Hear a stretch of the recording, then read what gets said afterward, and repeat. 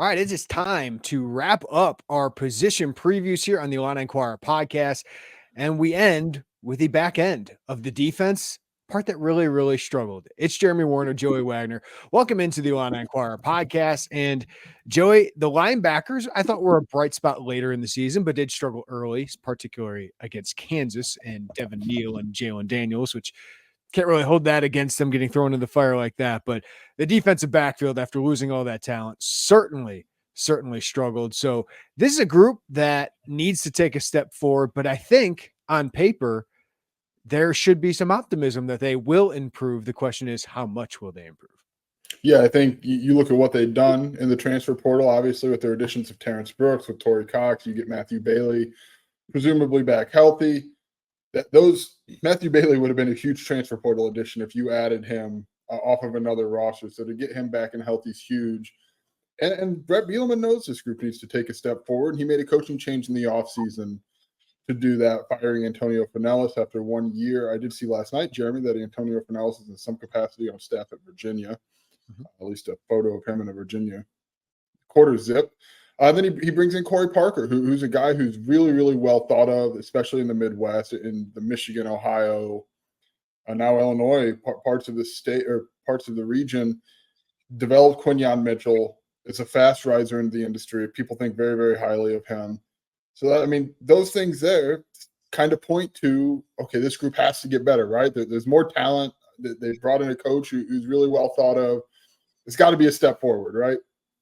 Yeah, and it's a great point you bring up with Antonio Finellis getting replaced, because also Andy Boo, who's been here for 3 years, pretty successful 3 years at the linebacker position, in my opinion, and he gets replaced with Archie McDaniel. So these are, three positions we're going to break down. We're going to break it up with linebackers, then we'll split the defensive backfield into, we'll do corners and nickels and then safeties as we kind of break this down. But Bielema certainly saw that there were issues with the coaching staff. He thought he could upgrade. So, people question Aaron Henry, whatever it was. He's trying to supplement Aaron Henry with potentially upgrades in the position coach. And yeah, the Antonio Finellis thing, was that the coach to be named later for Clint Sintum? Is that what we're doing here? That's what I thought. Yeah, I saw that. I thought, maybe this is part of the trade.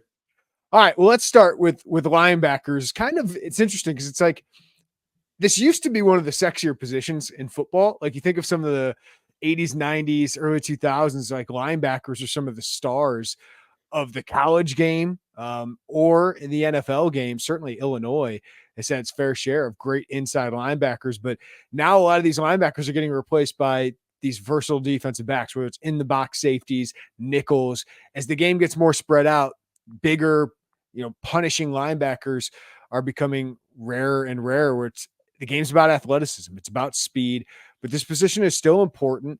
And Illinois has two guys that kind of got thrown into the fire last year as, guys with experience, but now starters, Kenenna Odeluga and Dylan Rosiek. And they struggled early on, but I thought they were really a bright spot of what was kind of a dark season for the defense, especially later in the year. But my big storyline, Joey, is this wrong? That this low key could be a group that makes a big jump based on experience, based on these guys know what they're doing. So I don't know what the talent upside is, because I don't think Dylan Rosiek's like a NFL starter. Kenenna Odeluga, probably not, because he's shorter. But this is a group that could be I think a really good college group potentially if they continue to grow with that experience. I'm right there with you. I'm pretty high on this linebacker group. I thought what they showed last year, Dylan Rosiek in particular, his ability to punch the ball out, his ability to grasp all things that they want to do defensively. He is limited in his speed, right? We saw that against Kansas, and Kansas was part of that early season onslaught that attacked Illinois linebackers and put them in space, and Tariq Barnes struggled there, which is a little bit why you saw some of that rotation shift happen, kind of that quarter mark of the season for Illinois. And Rosiek got his opportunity and ran with it. And to be honest, we thought, if you think back to last spring of 2023, I'm talking about, when CJ Hart enters the portal, we're like, oh, why? Right? Like, we thought he was going to be a starter, and it was very clear, kind of like an Anthony Johnson-like situation, that a younger guy, Dylan Rosiek, what was coming up, and kind of a bet there a little bit. And Dylan Rosiek made it paid off. I'm just really, really high on him. I think he's going to be in the running on the defensive side of the ball to be a team captain with Miles Scott and maybe a defensive lineman. There's just a lot of value to him. He talked about wanting to impact the game more. And we say like sexier positions, you're talking about either the big hits or the forced fumbles. And Rosiek really produced a lot of takeaways. Jake Hansen, like old friend alert for him and for Illinois fans. But he wants to take that to another level. And I think there's reason to believe he can do that. Is he going to be one of the best 3 linebackers in the Big Ten? That's a stretch, right? But I think he can do exactly what Illinois needs him to do with his grasp of what they do defensively, his talent, his physicality, his intellect, and take that jump now going into his second year as a starter. Yeah, like here's the thing. It's an easy and maybe lazy comp, but there's a lot of Jake Hansen to him, right? He went to the same high school, him and Lane Hansen, who's the long snapper, more long snapper talk on the Illini Inquirer podcast. But he's got that. He produces more than his physical attributes might suggest. Like, I'm not saying Dylan's a bad athlete. He's a big, strong kid, but he's just kind of that prototypical linebacker who really epitomizes the tough, smart, and dependable that Brett Bielema talks about, but he's also a playmaker. He had 4 forced fumbles last year. That was 4 of the 10 takeaways that Illinois' defense, or 4 of the 15 takeaways, excuse me, that Illinois' defense had last year. He was like one of the only guys consistently, forcing these takeaways. And I mean, one of the big stories of this back 7 is they have to get more turnovers. Obviously, they weren't going to do what they did the year before, which was 31 takeaways, which led the country. That got split in half. That's got to improve. And I have confidence Dylan Rosiek is going to punch the ball away. He's just proven, like Jake Hansen, that he's really good at it. He reads things well. He makes plays. He makes stops. He can be attacked in coverage a little bit. The running backs, fast running backs can take advantage of him, but I just feel like he's one of the more reliable players, one of the most high floor players on this defense. And then you go to Kenenna Odeluga, who's just kind of played this interesting role as that overhang linebacker, a situational pass rusher. In dime packages, he comes in and is in the A gap and kind of can get under people and get by people with his burst and his strength. He's built like an absolute action figure. He's just a really good player. And again, a guy that started to make some plays in the backfield, force some fumbles. So, and these guys just exude leadership, right? Dylan's a little bit more low key by example, but he's one of the leaders of that defense. And Kenenna is just one of the most impressive people on this team. Just talking to him, I think he's going to succeed whatever in life. So you just feel comfortable. Again, I don't know if Illinois has an NFL starter at linebacker in the future. There's some limitations there. So what is the ceiling of the group? I don't know, but I think they're going to be good college football players. Yeah, I think at that position in this defense, we know in this defense, and we'll get to it, safety, it has a lot of responsibility, has a lot of playmaking opportunity. It feels like linebacker has a lot, like, think back to Lovey's. It's interesting. We were just talking about this, right? And we saw Dele Harding, who's now a GA or whatever it's called now. They can pay and everybody can coach. But we saw him, and remember, he led the nation in tackles in 2019. And Lovey's defense funneled people to Dele Harding. So, like, stats were there. And I just feel like in this defense, reliability is like the mark of success. Like, it doesn't have to be – I would assume Dylan Rosiek's probably going to lead or be in the team lead for tackles. Yeah. I assume he's going to be in the team lead for forced fumbles. I also don't think that's going to put him in the top 10 of the Big Ten, right? Like, I just think he's going to be very reliable. He's going to make the plays that are there. And that's what's asked of him. And let playmakers around him. That's where I'm getting at finally, is like let playmakers around him kind of go with those big swing plays. And if Dylan can punch a ball out here or there, great. And Kenenna in the same capacity. Kenenna showed a little bit more than just pass rush value last year. Like, you can see that part of his game growing more than just being an overhang linebacker, an extension of an edge linebacker, however you want to think of it.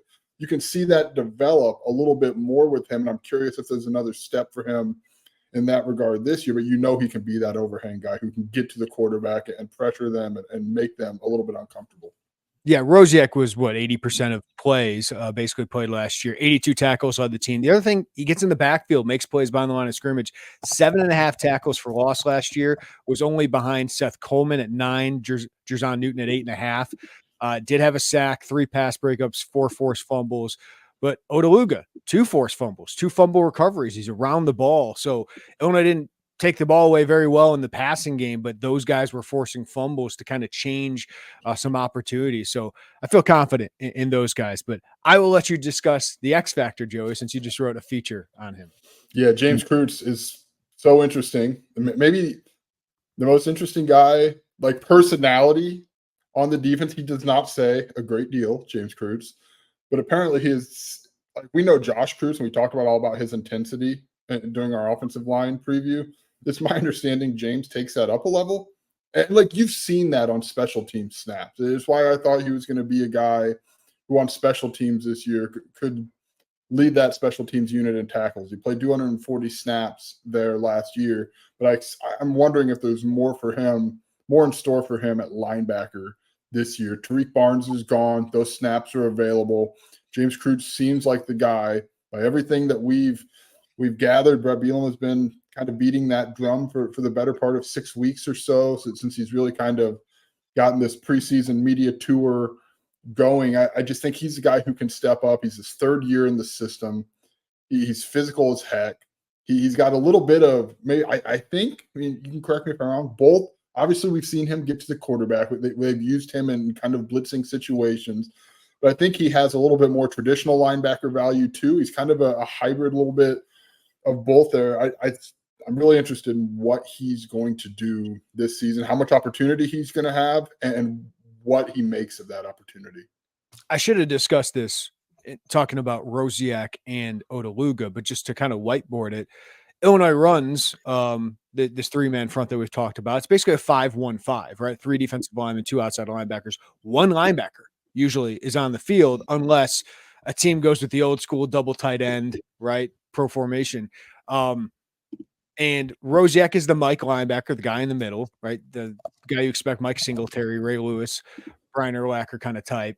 And then Odeluga is the weak side linebacker, which often is lining up on the edge, right? Opposite of Gabe Backus or Seth Coleman, whatever it is. So Cruds, I think, could play a little bit of both, but I do think he's a Mike linebacker. I think that is his best role. He's not the biggest guy, right? At 6 foot, they list him at 225, but his arms are what, a +7 wingspan. So that would make him like a 6'7" wingspan. He's really fast.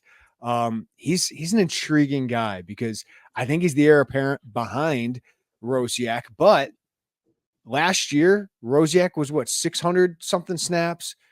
Odeluga was about 400 snaps. And then you had Tariq Barnes around 400 snaps. So this is a position that you're going to play 3 guys and rotate them. So there's a lot of snaps for Kreutz available and a lot of opportunities to make plays. And Brett Bielema sounds very confident he will. And as a redshirt sophomore, just like Rosiek and Odeluga last year, it's time for him to make an impact like that.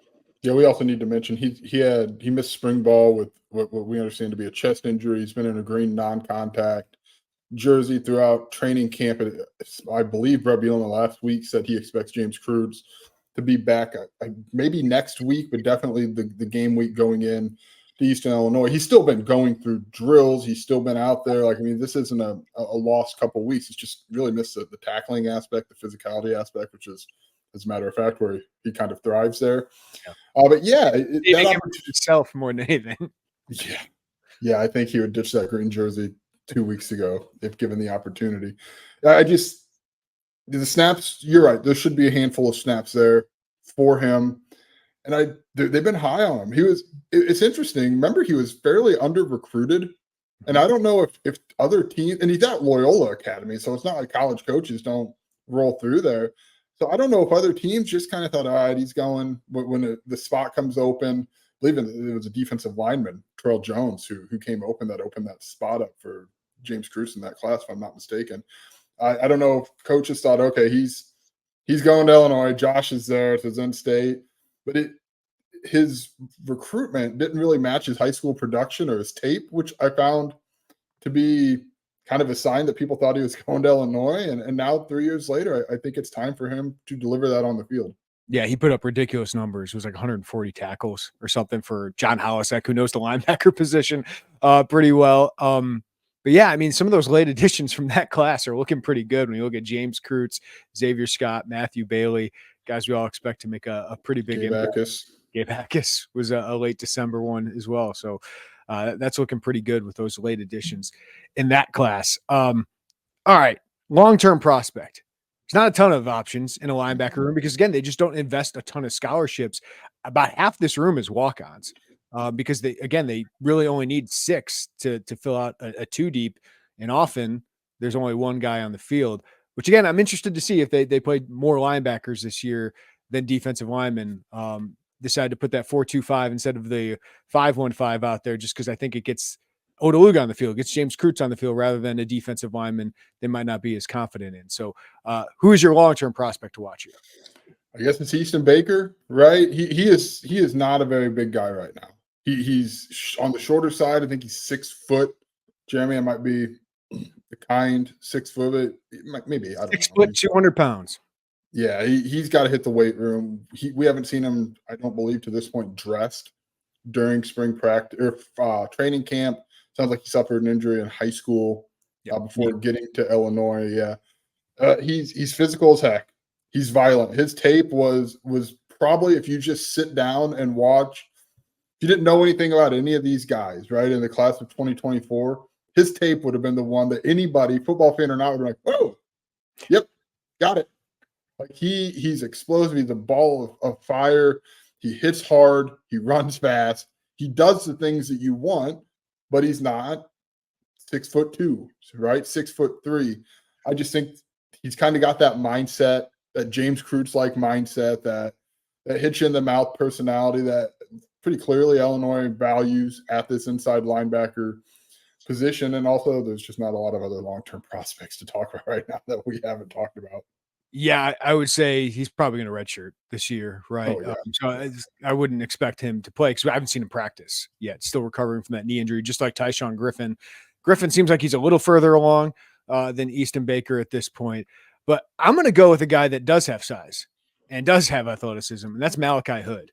He's now a redshirt sophomore, but Illinois does not have a lot of size at this position. I mean, Odeluga's under 6 foot. Easton Baker's maybe pushing 6 foot.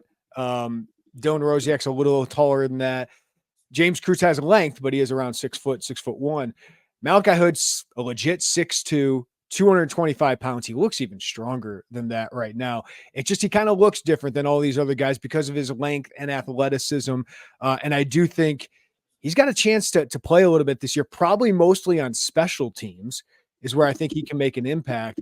But because he's got a little bit different skill set, if they have an injury here, I wonder if he can get on the field and be a playmaker, potentially at that weak side linebacker role. So moving JoJo Hayden to outside linebacker tells me that Malachi Hood has made some progress.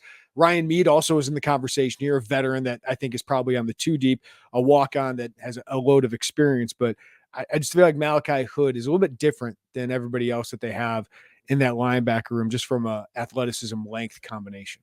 Yeah, the former high school defensive back, and I think that skill set is maybe, if Illinois is lacking something in this linebacker position, it would be somebody with the coverage skills that we've seen Malachi Hood have on the football field. He also gives Kenenna Odeluga a run for his money physically.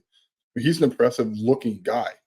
He truly is. So yeah, that skill set's different and kind of in the same way we talk about like Aiden Lawfer in the running back room, or Khalil Valentine would maybe be better in the running back room. Just something different than what they have. They've raved about his speed. They've absolutely gushed about how fast he is, which, again, coverage, right? He's a guy who's had history doing that.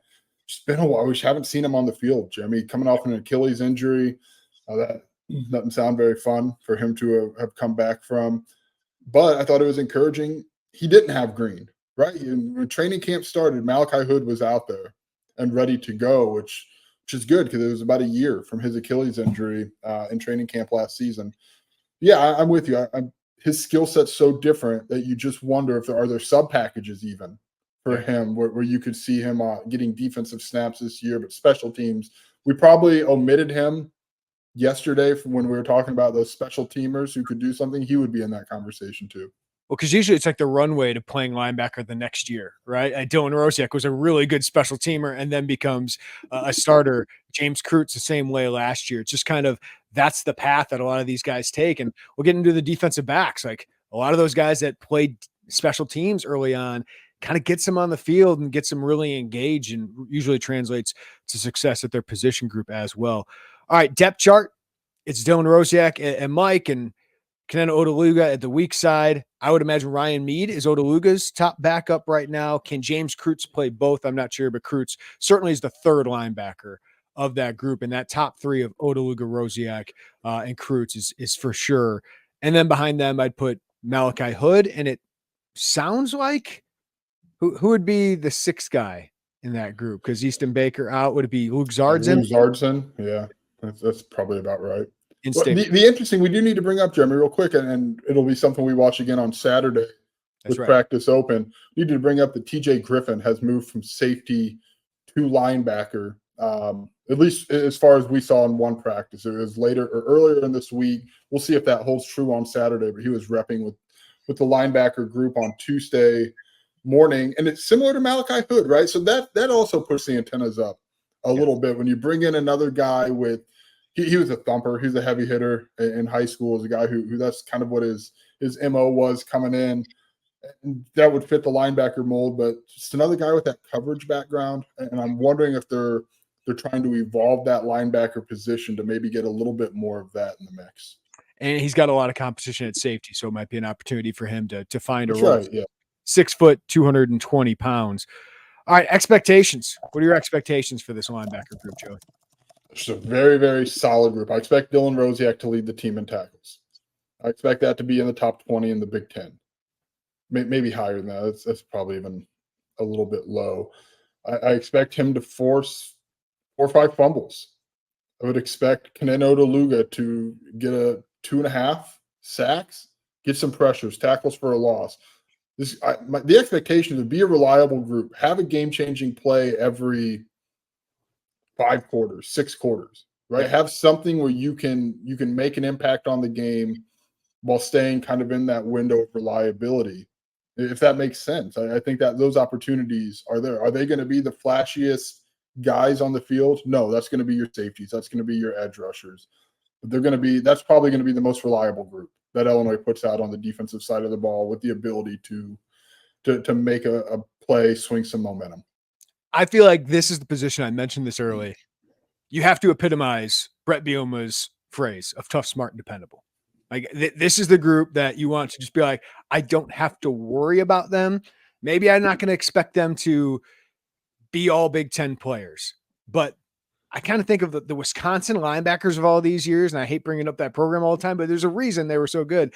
Like TJ Edwards is a better athlete, I think, than a lot of these guys, but that guy was like under the radar, becomes a really good player for them, and finds his way to the NFL. Like, I just feel like that's what you need, is just guys that aren't going to make big mistakes, guys who are going to get people lined up, be good leaders, and also a takeaway every 2 games, right? I think 6 combined or 7, 8 forced fumbles / interceptions, fumble recoveries, things like that. Like if you're getting 1 or 2 out of this group every couple games, that's a pretty good thing. So I do think Rosiek is going to force fumbles. I do think Kenenna Odeluga is going to do that. So I think they can add playmaking, and I just expect them to improve after a full year of experience. Because I thought defensively, outside of Johnny Newton himself, and maybe the outside linebacker group late, this group was probably playing as well as anybody in the back half of the season. Yeah, I think we have to ask each other, what does this look like against Kansas? Because why would they change the game plan at this point, right? They attacked the linebackers a year ago, and I'm fascinated to see how Brett Bielema and this defensive coaching staff, Aaron Henry, combat that, because those guys got picked on.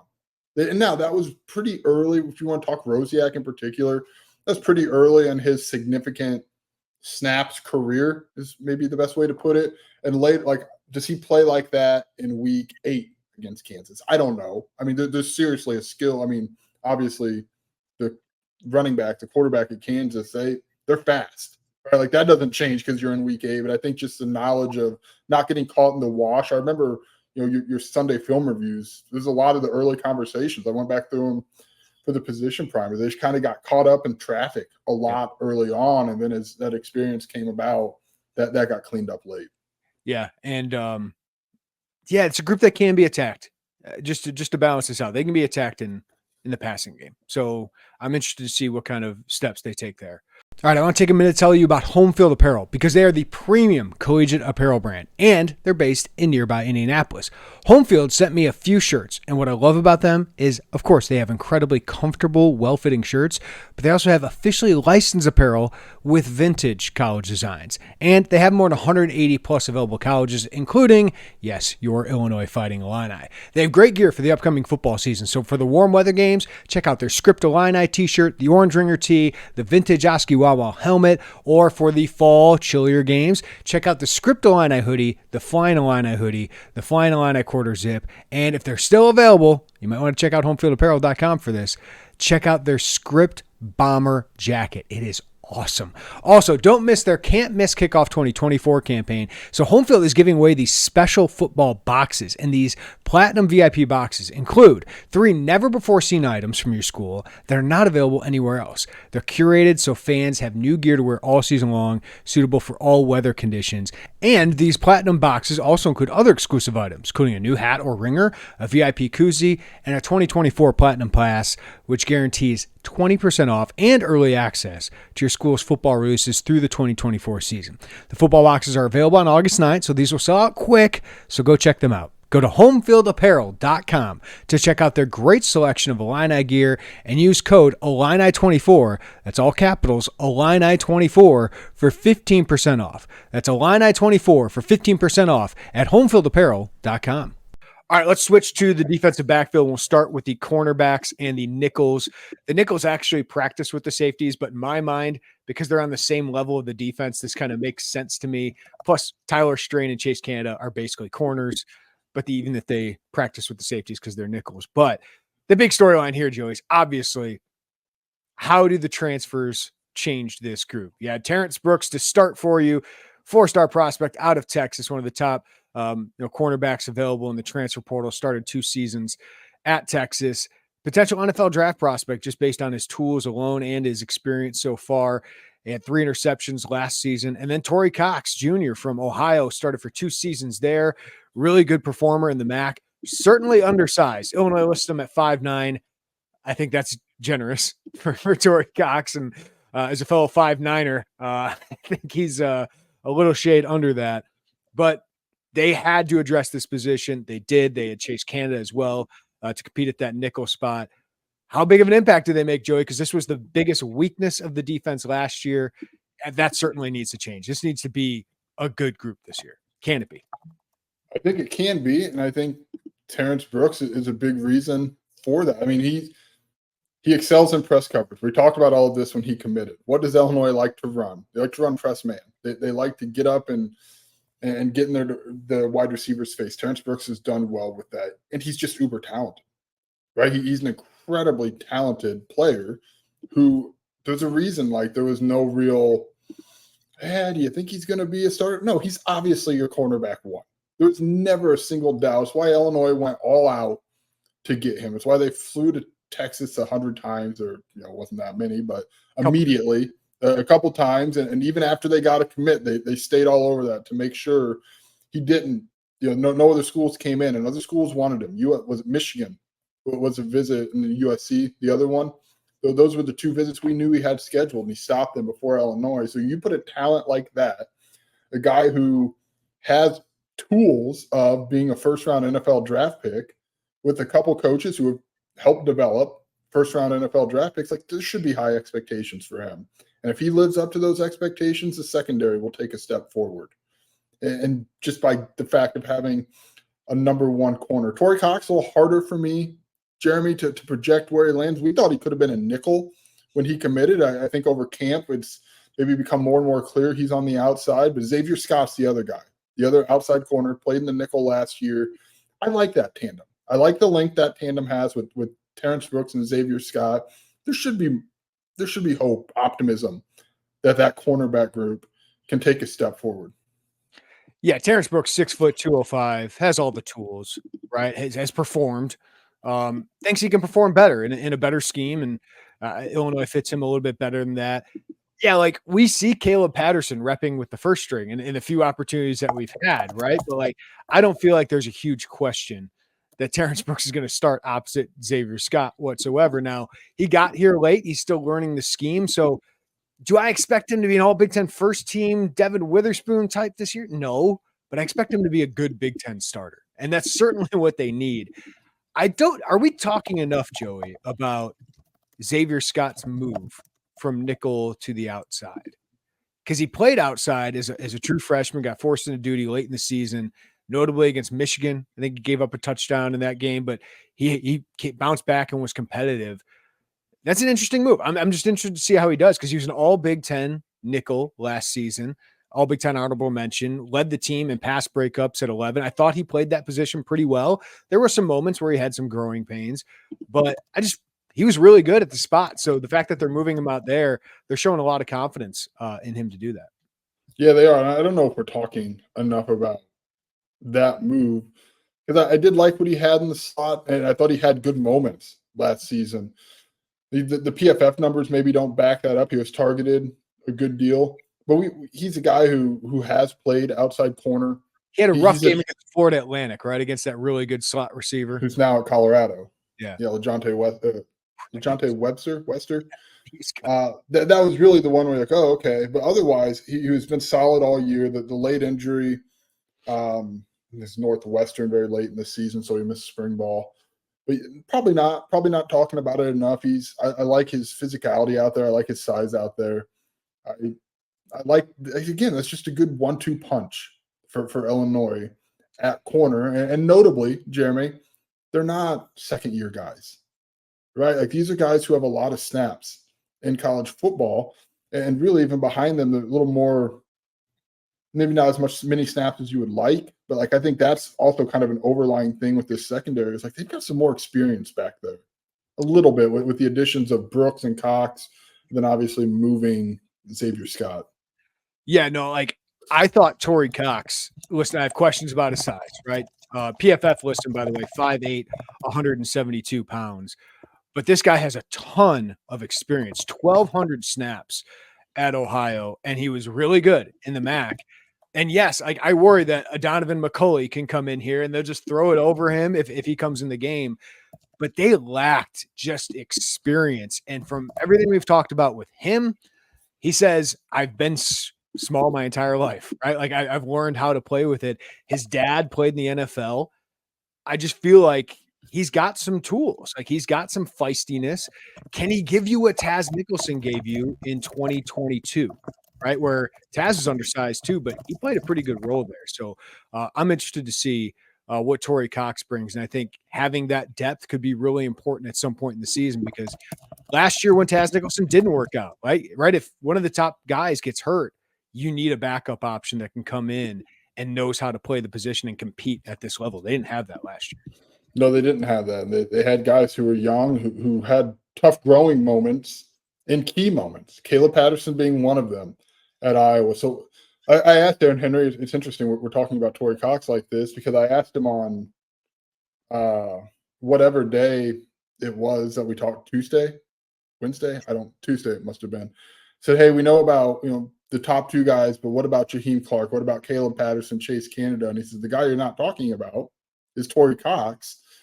It's just still kind of hard to project, Jeremy, what he looks like, where he ends up, and what his role is on this defense. But that experience matters. Guy who's played a lot of snaps. He is physical. He is. I mean, that's why kind of we thought he'd be in the nickel. But I like having that experience in the rotation. He's a 2-deep upgrade, and they need. I thought it was a kind of under the radar addition. So I'm interested to see what kind of impact he makes. All right, X factor at the corners and nickels, Joey. Who you got? Tyler Strain. I think it has to be. Aaron Henry's been all over Tyler Strain. So is Bielema. So is Bielema. That's right. Tyler Strain's really, really fast. We know that. He and Caleb Patterson are two of the fastest guys in that room. He struggled outside last year. As you talk about Donovan McCulley, he struggled against taller receivers. And that's why I like moving him inside to nickel. You're not going to have, ideally, those height mismatches against him. He's physical too. That's why he fits in the nickel. He's not the tallest guy, but he's a really, really physical guy who can come in there and kind of hold his own. I think nickel fits him better than putting him outside against some of those bigger Big Ten wide receivers. Well, the thing about nickel Just think about Quan Martin, even Xavier Scott last year. You got to be physical because as those guys will tell you, you're basically an extra linebacker. They are taking the spot of a linebacker, and they're at the second level of that defense. So they have to come up and run support and really make an impact. Tyler Strain's 5'9", but he is yoked, dude. Like he has added so much strength. Like Illinois had a picture of him that we used for the feature you did on him, Jory. And he's 195 pounds on the roster, and that is legit. This guy is physical, and he will come up and hit people. So I do think he's shown, like, I thought he ended the 2022 season really well.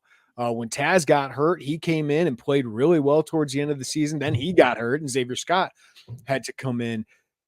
I don't know, like Illinois would probably tell you he's like the dark horse breakout guy, just based on how they're talking about him. I think it remains to be seen in a new position after having some struggles last year, but PFF really liked him last year, despite that play against Wisconsin, despite the Indiana game.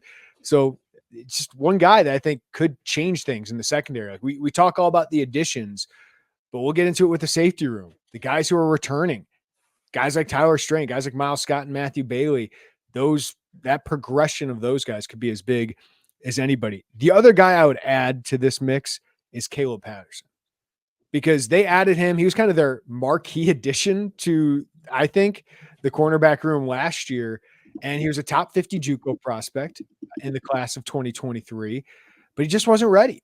It didn't pick up as quickly for him. Wasn't as ready to make an impact, but he's got all the tools. 6'1", 190. Tank Wright told me he had the fastest time among all the defensive backs in the offseason. It was like 21.9 miles per hour, something like that was his top speed. So the tools are there, but now he's getting experience. He's getting a lot of reps. He was playing a lot in spring with, obviously Terrance Brooks not here, Xavier Scott out for the spring. He was getting a ton of first string reps, and he's done that throughout training camp as well, mixing in with Terrance Brooks. So he's just a guy that's earned some buzz, and at some point he's probably going to have to play some significant reps. And with the rotation they're going to use a backup for several hundred reps, and Caleb Patterson could be that guy. Yeah, he could be. He was a guy coming out of JUCO that looked the part, right? He was cut up. He was long. He's obviously got the athleticism you talked about. And the thing with JUCO transfers is you think, okay, you come in and everyone's going to be Zy Chrysler. Everyone's going to be Isaiah Adams, who come in and make that immediate impact. And that didn't happen for him. But there were some takes last year from JUCO that I didn't think really made, that were reaches, right? Prince Ford Willies, those guys who were reaches are not with the program anymore. I didn't think that about Caleb Patterson. I thought the tools were there. Jones at some point felt like a reach in desperation, but he's turning into something. But I agree with you. Like Caleb Patterson, Desmond Schuster were no doubters. It's like, yeah, that makes a ton of sense. Yeah, and he wasn't a guy who was ready to go the second he walked onto campus. That's okay, right? Like that. You ideally would have liked that last year. You would have liked to add another. Yeah, you would have liked to add somebody else along with him in the secondary. But there's still a lot of tools with him. So I'm with you. I think he's a guy who's going to play snaps because injuries happen. You got to rotate guys. So you'll see Caleb Patterson out there. In the Iowa game, probably stunk, right? And he was a holding penalty downfield.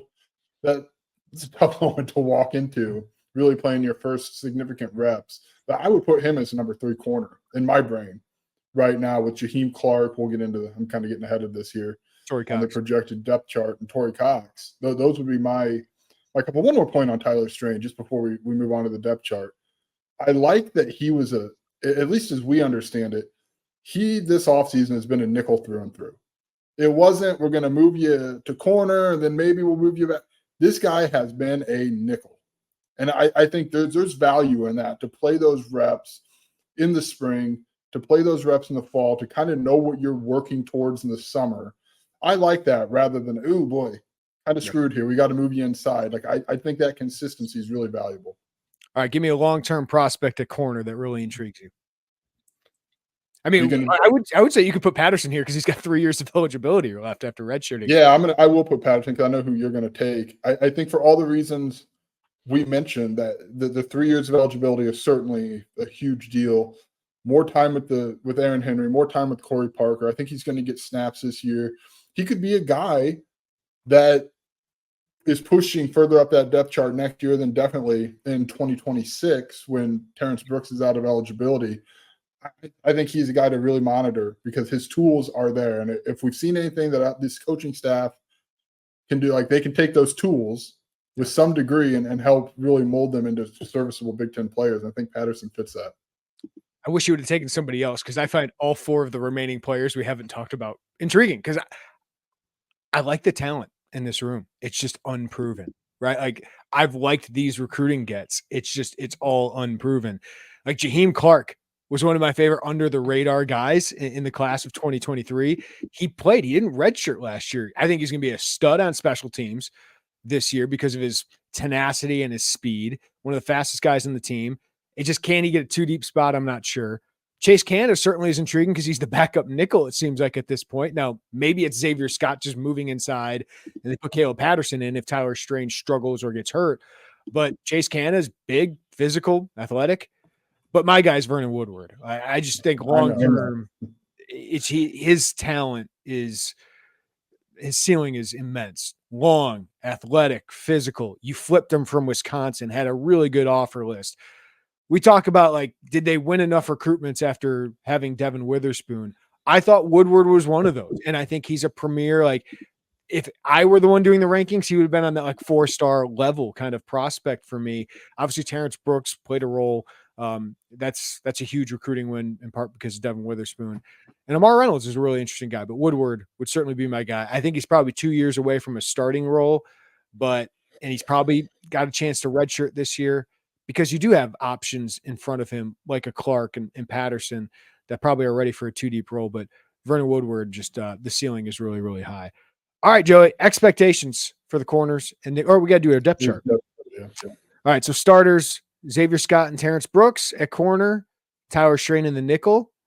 The backups at corner, Caleb Patterson and Torrie Cox. I think Cox and Jaheim Clark are in that battle right now, but I'll take Cox and hit the experience that he has. Yeah. Backup nickel, Chase Kenenna. And then Woodward and Reynolds would be, developmental guys. I think both those guys probably red shirts. CJ Buffkin is probably the 3rd string nickel out of that group, a walk-on, by the way. All right, expectations. What do you expect out of this corner and nickel group? A heck of a lot better than they were last year. More consistency. I think there were times, like Taz Nicholson, our brain just goes to penalties. There were times that he was fine out there at corner. Like the penalties, rightfully so, cloud kind of how we remember him. Should he have been a number 1 corner in the Big Ten? Probably not at that point. But he was fine. But overall, the consistency just lacked last season. Injuries didn't help that. We have to acknowledge that. But I think this team can be more consistent. I think they can. I have your position primer here pulled up. They need to climb up there in terms of pass efficiency. They need to climb up there in terms of pass yards allowed. This is a group that needs to be back in that 7 to 9 range in the Big Ten in defensive pass efficiency and in all of those passing categories. I think they have the talent to do that. My expectation, and we should mention Corey Parker. Illinois thinks this should be an upgrade, right? A big upgrade in coaching. He developed Quinyon Mitchell into the top drafted cornerback. Aaron Henry obviously has good experience developing corners, but they just didn't get enough out of that group last year, and Brett Bielema went to address it. And now, can Corey Parker get more out of this group? And my expectation, probably more than anything, is the importance of this. This group needs to allow Aaron Henry to be aggressive. More than they need to allow Aaron Henry to blitz and to feel comfortable that he can leave you in man-to-man coverage, right? And that you can compete. You're not going to win every time. I don't expect this group to be 2022. That's ridiculous, right? But got to allow Aaron Henry to coach the way and scheme the way he wants. Now, then it's up to him to figure all that out. But you could tell Aaron just wasn't confident in this group, and why would he be? And that affected the way he could deploy a defensive front that had talent and underachieved, in part because of the way they had to be deployed last year. So more than anything, this group needs to give Aaron Henry the confidence to be able to be aggressive the way that Ryan Walters was 2 years ago and in 2021 as well. So maybe the expectation should be what the 2021 was, which was just allow Aaron Henry to be aggressive, to put pressure on quarterbacks, have to make quick decisions, and to throw into tight windows, because that was not the case last year. They still ran a ton of man-to-man last year, right? But they ran a little bit more zone, especially in key moments on third downs where they just had too much time back there. So end of half need to be better. That secondary struggled end of half, and you can point 2 or 3 games that they struggled. And I'd have to go back and look, but I think zone was probably involved in that. Yeah. So does Illinois have an all Big Ten corner this year? Like on any team plus honorable mention? Yes. Sure. Terrance Brooks is talented. I'm not going to pick him to not be. He'll get a vote from somewhere, right? I think he's got loads and loads. I was talking to someone the other day. I looked at him. I said, "Boy, 8 looks the part." They said, "Yeah, it moves like it too." Yeah. Like, yeah. Okay. Gotcha. So you need 2 votes from either the coaches or media. I learned that because Casey Washington got 1 vote last year from this guy, and he still didn't get out a Big Ten honorable mention. Yeah, I think Xavier Scott and Terrance Brooks both had the chance to do that. I don't know if I predict them to be like second team or third team with what Michigan's rolling out there and some of these other programs. But yeah, I do think that is the case. So I just expect them to be competitive, man. Like last year, they weren't competitive at times. So that's kind of my baseline. Is like, I don't know if they're going to be a dominant, like no doubt, like this is one of the strengths of the team, but there's talent here, man. So Corey Parker and Aaron Henry, it's on them to get the most out of this group. I just want to bring up Corey Parker. We've kind of sat right behind where the cornerbacks work out during practice. He's a really impressive teacher. I know you can go on and see him speaking at clinics and going through all of that, and you can watch his press conferences and you can get that energy. But he's a really, really impressive teacher to see him out there on the football field with those guys. And I think he's a bigger factor here. Like he's a fringe X factor in the way that Clint Sinham was. I think he's got a lot of room to grow in this football field and a lot of upward movement ahead of him. And just watching him go about this and kind of cultivating that relationship with those guys on relatively short notice, came in after spring ball. It's just a really impressive thing to watch. Yeah, I have more confidence in this group than the defensive line, right? Just because we know these guys have done it, the talent's higher. I think that the ceiling of this group is higher than the ceiling of the linebackers, right? It's just, for me, there is a big spectrum of what this group could do. But like, if it's a above average group, Joey, I feel way better about this defense because I feel like that's going to allow these outside linebackers to cook, right? And that's what this group really needs to allow for Aaron Henry in this defense. All right, let's go to safeties. I'm interested to see, with Matthew Bailey coming back, Miles Scott returning for another year. Joey, what is the big storyline for you? Because I have one singular focus with this group. I mean, my big storyline is Matthew Bailey's health. Like I feel bad putting all of that on the kid, but they expected a lot of him last year. It's clear, or at least they put a lot of trust in him last year to be that role, that playmaking role at that strong safety, that in the box safety position, taking the mantle from Sidney Brown now at the Philadelphia Eagles.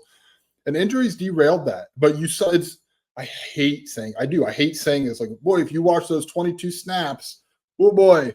But like, you did see it. You did see why there's so much interest in him, why there's so much expectation for him, because he's got that talent. He looks the part. He's smart. He leads it. Right? Yeah. Like you see all of those things, and injuries obviously stop that, right? They cut that short, but that playmaking strong safety, like everyone, and we do it too, right? You think, okay, Kirby Joseph interceptions at free safety, Kendall Smith interceptions at free safety. You thought Miles Scott, you still think he can take a step into that role. Sidney Brown made a ton of plays at that other safety position. Like that position also lends itself to make a ton of game-changing plays, and Matthew Bailey is a guy who can capitalize on those. The boundary safety position, I've been asking people about it like all offseason because Sidney Brown was so good the previous 2 seasons, and it kind of got overlooked because of Devin Witherspoon, Quan Martin. But in 2022, the 2 safety positions for Illinois combined for 14 interceptions, 1 forced fumble, and 15 pass breakups. Last year, Joey, 4 interceptions, so -10, 0 forced fumbles, -1, 9 pass breakups, -6. These are the playmaking positions of this defense outside the outside linebackers, right? Like, so up front, I think it's the outside linebackers most of the time. In the back, everything is kind of funneled, especially when you play that man-to-man defense, to these safeties, where that free safety is reading the defense, reading the quarterback's eyes, going to get the ball. Miles Scott had 2 big plays last year, 2 interceptions, which tied for the team lead, but he went 10 games without an interception. That strong safety position, obviously you're not going to be Sidney Brown, but Clayton Bush and Nicario Harper, good additions because they played some solid football. But those guys combined in 885 snaps, Joey, for 1 interception, 3 pass breakups, and 0 forced fumbles. There just were no big plays from those guys. So that's where Matthew Bailey comes in, maybe a Demetrius Hill, maybe a Sabor Kareem. But this group, like, my big storyline is takeaways, big plays. I'm not expecting them to get 14 interceptions because it's probably one of the best seasons you'll ever see from an Illinois safety group. But can it be closer to 8, 9, 10? Can you get a couple forced fumbles? Can you get more plays on the ball to break up passes? That's the biggest thing for me. And I think Matthew Bailey, we saw it in glimpses against Penn State. He made a big difference. We saw 3 interceptions and 200 snaps as a true freshman in that dime safety role, basically. And then, the free safety, Miles Scott entering his second year as safety. Can he make more plays and kind of pull the trigger, as Ryan Walters used to say, and just be able to read those things more and not doubt himself? He talked about that when I caught up with him early in training camp. That it might be even an X factor for me is Miles Scott. Can he take that next step as a playmaker in this defense? Because they need more takeaways. They went from 24 interceptions to 7 as a whole unit last year. That needs to improve. Yeah, I don't know if we talk about it enough, but it's becoming more and more clear to me. Everything funnels through the safeties on this defense. Like, the safeties are the head of the snake defensively. I say that, I know they had Johnny Newton last year, and he was so disruptive.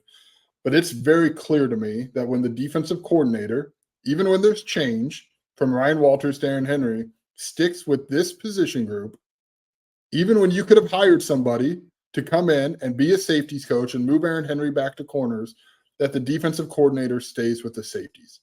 The safety group is everything to this defense. Well, it starts everywhere. To your point, who's wearing the green dot and communicating with Aaron Henry on the field? I'm assuming Miles Scott will be that guy who does that. It's the safeties. And Aaron even said it the other day when we were asking him about the position group is, it doesn't always have to be the fastest, most athletic guy back there, even though Kirby Joseph's pretty dang fast and athletic. Sidney Brown's pretty fast and athletic. But it's got to be somebody you can trust, that can read things, that can go make plays, because that field safety, that free safety role, you're reading things, right? Like, your instincts are taking you to where the ball is going to be to make plays. And that strong safety role, talking with the guys about it's like, you do everything. You're a linebacker some plays. You're guarding tight ends on some plays. You're dropping deep into coverage on some plays. So that position, you have to be incredibly versatile, long, athletic, smart, physical. So that's why that boundary safety position, strong safety, most people call it, is really, really important. So it's got to make more plays. Simple as that. Yeah, and I think they know that. I've got a story coming out about an emphasis on making plays, forcing takeaways. It's clear, right? It's clear that is what this defense lacked last season. Aaron Henry talked to me about it on Tuesday. They've got to do that. Now, a lot of that comes from the safeties. And I know we think about interceptions as corners, right? You're man-to-man, you go, and they do. They have them, obviously. Safeties are going to be the ones who have the gaudy numbers at the end of the year, at least in this defense, provided there's not any radical change that I think you and I are expecting. All right. Who's your X factor for this group? So I can't make Matthew Bailey just answer to everything, huh? You could. I had Miles Scott or Matthew Bailey because I think Miles Scott taking the leap and Matthew Bailey just staying healthy and being on the field. Like, yeah, I think they lacked his presence so much. So I could reach for somebody like Demetrius Hill. That interests me because he's probably going to play at some point this season. Sabor Kareem, Mac Rosette, like, those guys really interest me. And I got a story coming up about the backup safeties.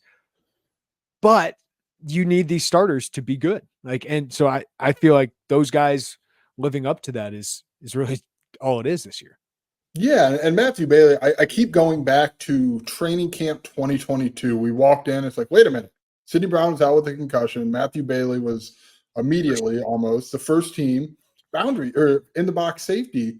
And Brett Bielema, obviously we asked him about that after because late freshman that pretty much remember was he the guy when they signed him? Brett Bielema's like, well, we could play him, and then he named every position, not kicker and punter. Yeah. Like he's the guy that we didn't really know how it was going to shape out for him. Then he's running with the ones, and Brett Bielema said, I think by the end of this, I'm paraphrasing a little bit, I think by the end of this, you're going to have 32 teams interested in Matthew Bailey. And he played very, very well as a freshman in his role. There's so much potential there, Jeremy. There's so much potential at such a critical spot in this defense. It has to be him because if he plays, if he's on the field, if he plays at the level we think he can, this defense can take a necessary jump from where it was a year ago. And it's worth noting, like the practice periods we have seen, Matthew Bailey's had days off.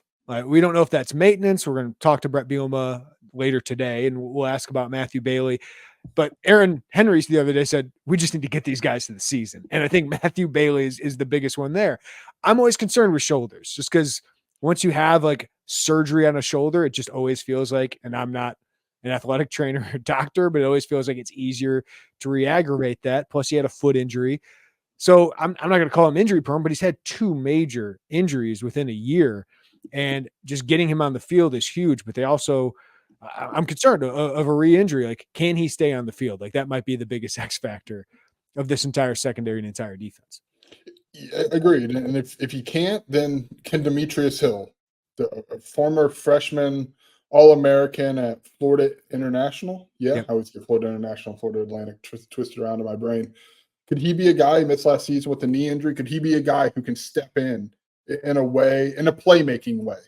We saw Clayton Bush be serviceable, but if Matthew Bailey misses time, if Miles Scott misses time, can those guys behind them, Sabor Kareem, Demetrius Hill, can they step in and be more than serviceable? Are they ready to be playmakers if that's what's necessary of them, if they have to go out there and play? And that's the X factor. I mean, that's another one, right? Is can you – that position has to have playmakers. Yeah, and, you know, like, it's really interesting because Demetrius Hill, I would have been interested to see what he could have done last year, right? Because they added a couple other guys in Clayton Bush, and when they added Clayton Bush after already adding Kari Harper and Demetrius Hill, you and I were like, that's interesting. But it was good they did, because Demetrius Hill, when Matt Bailey was out, it's like, okay, he's going to play, and he played a rotation role, played 14 snaps against Toledo, and then suffered that season-ending knee injury. But he certainly looks the part, man. 6'2", 205, really good in run support, has experience in coverage, and just has Division I experience. And talking with him, he's really, really impressive. So he's definitely an X factor of this group as well. All right, give me a long-term prospect at safety. Tanner Heckel?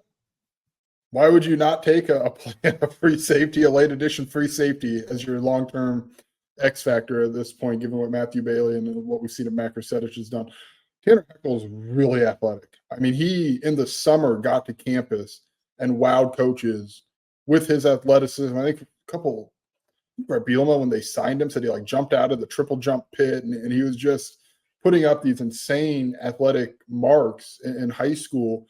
Yeah, I think it was a high jump. Maybe he got to Illinois, and it was like, oh my gosh! Like he caught everybody off guard. He's got all of those tools you want at that free safety position. Another under the radar guy. They've done well with those.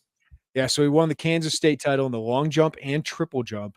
Finished second in the 100-meter dash with a sub-11 100-meter dash, which is moving for a high school kid. Also third in the javelin. I don't know how that translates, but he's just a great athlete. Phenomenal basketball player. Can dunk. His vertical explosiveness is awesome. Are you jealous of that? Yeah. Though I was at a kid's party here recently, Joey, and they had like a 7-foot hoop. I hope you dunked all. Oh goodness, that's great. Like I was like, man, this makes me feel. I bet you were the coolest guy at the party. All the kids like, oh, Jeremy's dunking. Oh, that's great. My daughter thought it was the coolest thing in the world. So I had that moment in the sun, but not quite like Tanner Heckel on a 10-foot rim. 5'11", 185. So he's undersized. He's a little thin. But boy, that free safety position, it really intrigues me. And from what we've heard, he's turning some heads already. The other guy I feel like I need to mention, because we haven't talked about, Matt Krasevich. He's probably going to play in that dime safety role. We saw flashes of it last year. Had some tough moments against Iowa. They're late, but did have that interception during the season. And former baseball player, outfielder that gets kind of play center field. Like he looks natural doing it. He's really got really good ball skills. He's potentially going to be a punt returner. So he could be your third safety this year. Like if Matt Bailey went out, we're talking about Demetrius Hill potentially as a replacement, but Miles Scott has shown some flexibility to play that boundary safety role. And maybe Matt Kreutz is that next up at field safety. So he could end up being your third safety, and he's certainly going to make an impact on special teams as well. So depth chart would be no doubt Matthew Bailey at the boundary safety, Miles Scott at free safety, Matt Kreutz backing up Miles Scott. I think Demetrius Hill over Sabor Kareem at this point. I should have mentioned Sabor Kareem as a long-term prospect because former 4-star prospect, long, highly intelligent, really athletic. I think he's going to make a big impact on special teams this coming year. I think he could play receiver at this level, former lacrosse star in high school. And I'm just blown away by him personally as well. So he had some moments against Florida Atlantic where he had 3 pass breakups. Felt like it was all in succession too, but also gave up a touchdown that game. So he said he's better throughout it. Didn't redshirt though, so he's a sophomore. But Sabor Kareem, if he's my 5th safety, I feel pretty good about it. Wasn't he with the Corners last year? I think he's played nickel, corner, free Yeah, safety. he's been a little bit all over. Yeah, yeah. We thought he free safety when he got to campus because of his length and that athleticism. It's clear a little bit more that length. I'm starting to associate length with the boundary position with Illinois, and he's got that. So he's super interesting guy, 4-star prospect, as you mentioned.